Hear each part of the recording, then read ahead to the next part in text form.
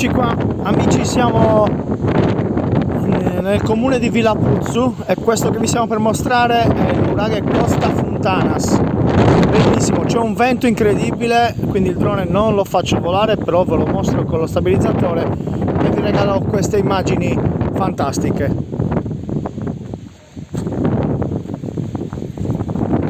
Ecco qua.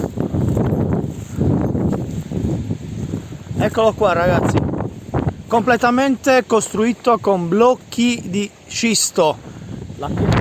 Samu, ti piace? Sì,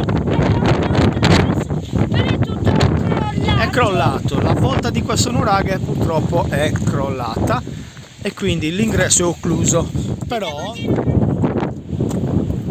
questo bellissimo monotorre costiero ci regala un panorama invidiabile ragazzi.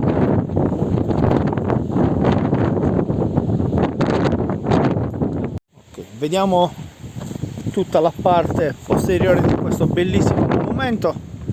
Ricordo che siamo vicino al mare. Un rifascio, questo è un rifascio.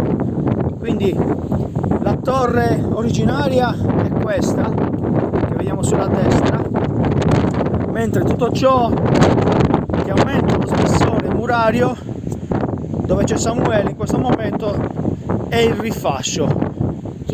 Quindi il nuraghe è stato riutilizzato e modificato per sostenere sicuramente meglio la struttura con questo rifascio. Questa è la camera interna, vediamo se riusciamo a vedere qualcosa. Ecco qua.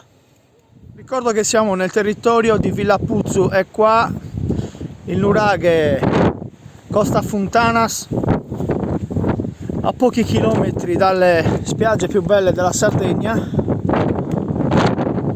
e a pochi chilometri dal fiume forse il più importante della Sardegna, che è il Flumendosa.